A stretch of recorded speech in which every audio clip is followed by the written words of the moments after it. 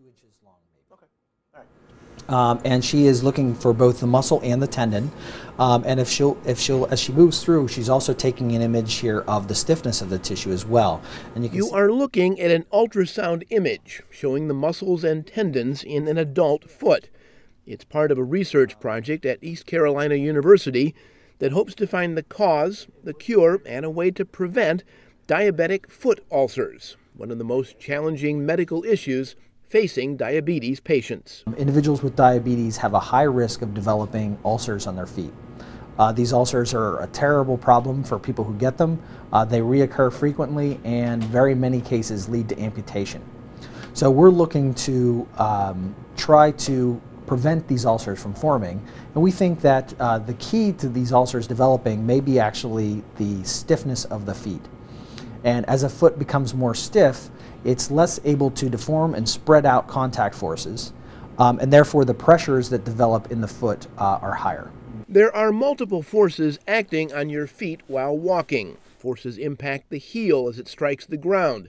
Those forces then travel the length of the foot, and then pressure is applied to the ball and the toes as the foot pushes off the ground. And as Sydney walks forward, so bring it forward a bit, we see that force vector gets very large initially, reduces a bit, and then it will get large again as she pushes off against the ground. So this is the exact pattern of force that Sydney is applying onto the ground to do her walking movement. And now an older adult, or an adult with osteoarthritis, or an adult with ACL injury, would apply a slightly different pattern. We look at all these people, they are walking, left, right, it all looks like walking, but we all walk a little differently by using our muscles a little differently and applying slight differences in these forces.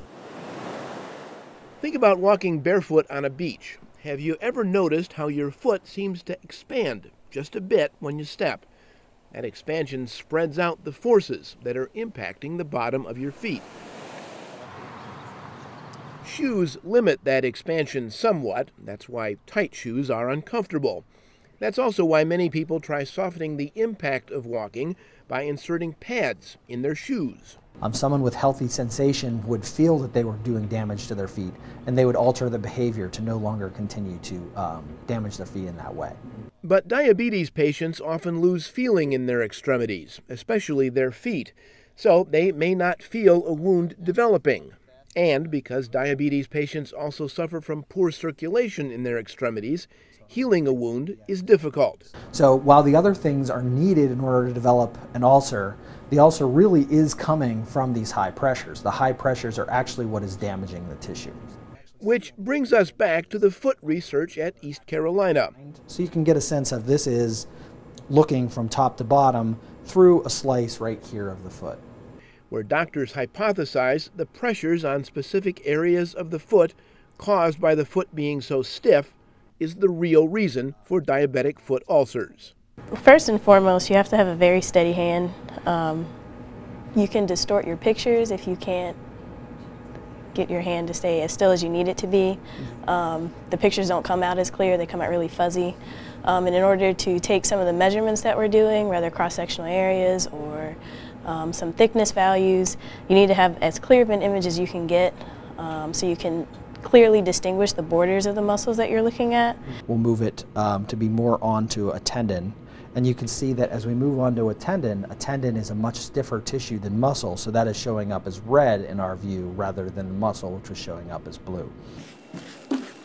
Researchers are studying muscles, tendons, and skeletal structures, as well as the mechanics of the foot, looking at multiple ways to alter the stiffness of the foot.